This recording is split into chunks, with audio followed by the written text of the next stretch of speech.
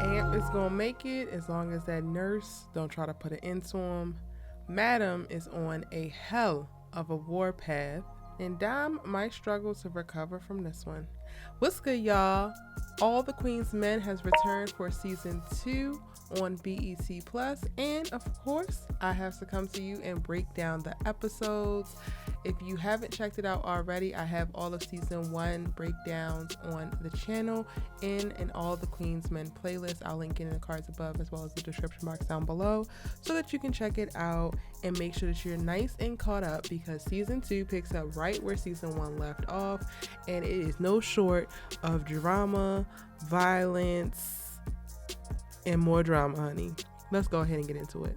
Okay, so if you remember, at the end of last season, Madam actually accidentally shot Amp while she was trying to threaten Blue's girlfriend, who was set tripping because Blue got arrested. Everything was just falling apart.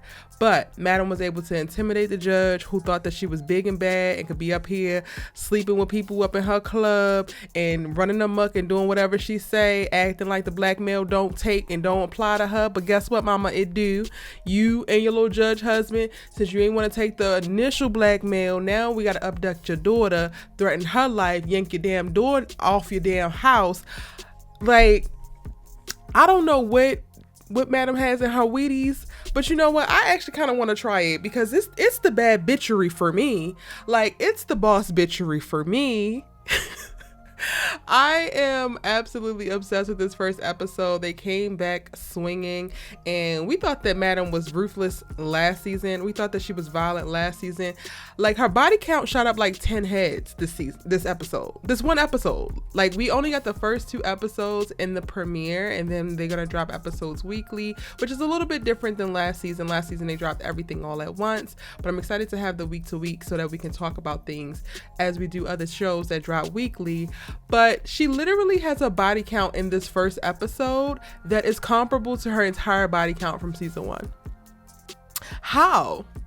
You know what? It don't even matter, because it's glorious. They're almost like it's a reset and clearing of the board. By the end of the episode, she winds up taking out Red, who we know stole $2 million out of her office at the club, but she doesn't pick up on this until well later, because she's dealing with Amp getting shot by her. She's dealing with having to go get Blue out of jail, blackmailing the judge. She's having to deal with Doc, who's doing some goofy stuff outside the damn club when she arrives. He's dealing with, you know, his baby mama's actual husband, who put 2 and 2 together that the kid might not be his kid. Like, all of these other things got her distracted until she finally made it to her office to find Dom laid out there after battling and losing with Red when he comes in to rob them, right? So by the end of the episode, she sees that. She goes and get Blue as she had planned, and then they go up to that damn halfway house and lay everybody out. Now, what I will say is, who in the hell decided to put Amp and Red and this little shady ass probation manager, whatever, house leader, whatever, in this setting where there are basically a bunch of deaf parolees? Madam comes in and is like, where Red at? You don't want to answer? Pop. You don't want to answer? Pop. Like, bodies is falling left and right, and she like, why they ain't talking? Girl, cause they deaf. They deaf, honey. Then she gonna have the nerve to say, well, I guess they really can't hear now. It's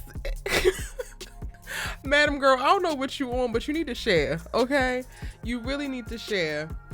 Some things that really stuck out to me in this episode is, one, how Blue is still riding by the end of the episode. You know, she's riding for Madam again, ready to lead the charge and going in the house to go get Red. Last season, I was a little bit concerned because it looked like she wasn't going to be able to get out of jail, and I was like, dang, you know that type of stuff is the stuff that makes people crack, that makes people, you know, decide to flip. Loyalty can get a little bit shaky when you looking at hella years up on your head.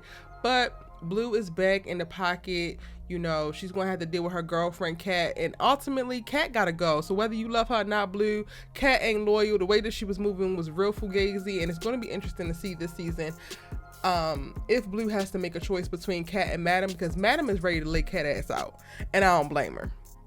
Now, another thing that stuck out to me is Dime. Like, Dime is like so heartbroken, the fact that she was not able to protect Madam's money, and she's so remorseful when Madam finds her in the office, and I'm just like, ugh, we already know that this girl like feels like she owes her life to Madam. She would do anything for Madam, and it's really tough when you feel like the one time that you could step up and really do something for somebody and you aren't able to. Like, I really think that this is going to weigh heavily on her. And then we also have, you know, in the background, Amp and Dime had gotten really, really close by the end of last season. So when she finds out that, you know, Amp is in the hospital and they had to take a bullet out of him and all this extra stuff, I could only imagine like all the emotions and things that she's going to be having going on. I think she's going to have to deal with some of the guilt. She's going to deal with an excess pull on her loyalty, but then also I could feel like there's going to be a thing of her wanting to get out just with all of the stress and the commotion of all of the things that's happening around there. So I'm really, really, really interested to see what Dime's journey is going to be this season. Now, the men are doing what the damn men do. Midnight stay sleeping with people. He banging somebody in the back because, you know, he be home or whatever. And I ain't coming for sex workers and all, but it's just something about Midnight that it don't sit well in my spirit how his ass is moving. He feels like he's moving very unsafe. He feels like he's moving very unsanitary. He is willing to keep pumping, and his you know what, it's finna fall off because he keeps doing that and he don't really give a damn. So part of me is just like, with every girl that you sleep with, you putting them and you at risk, and I hate that for you. Doc, he a little bit more control. He seems a little bit more cleanly. He seems a little bit cool, even though, you know, he be, you know, prostituting as well. It's so interesting because in this episode, El Fuego, whose real name is Alonzo, gets requested for a bachelorette dance, and the bachelorette happens to be his ex, who was the one who got away, whose parents seems to think that he was not good enough for her. And the plot thickens. He is so moved, or should I say distraught, that he refuses to dance for her, and then has to get like a pep talk by Doc in the back. And this is where Doc says like, yo, you're completely different than us. Like, you're in school, you little nerdy dude, you just come in here and you do what you gotta do. You don't be sleeping with these girls like we do. You all about your business, so don't let nobody put that on you or hold it over your head. And one thing I love about this is that it just adds further context to the El Fuego character, because we see him cross over in Sisters as well. And that's a thing that Danny has been holding over his head. Like, why are you stripping? Like, she basically treats him like he's a prostitute, and come to find out, like, he really is a solid dude. He really is just dancing, making his money, keeping his penis to himself. At some point he had fell in love, and he really is just trying to live his life and do the best that he can for himself.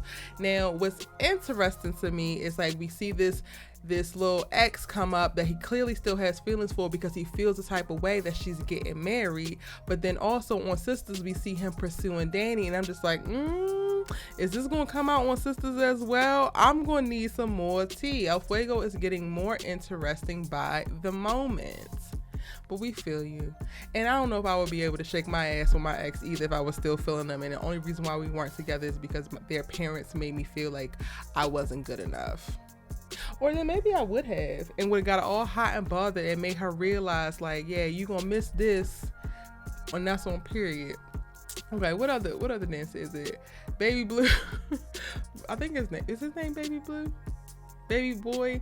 The little baby face one. That's his name, Baby Face. He is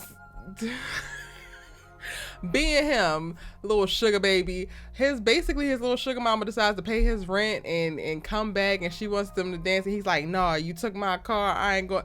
Like, boy, if you don't get it to goddamn together, you part of the reason why we in this mess to begin with, because you the one who was out here smashing the damn judge. I cannot with these men.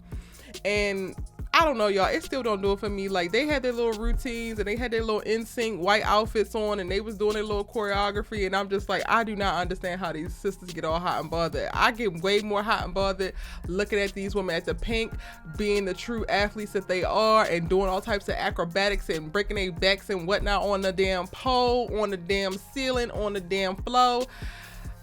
These male strippers just ain't it for me. But if it is your speed, then you're gonna get a couple little dance moves, a little moment, so you can definitely enjoy it. If you're not watching All the Queens Men, I definitely think that you should. It is currently streaming now, season 1 in full, and then the first 2 episodes of season 2 at the time of filming this right now on BET Plus.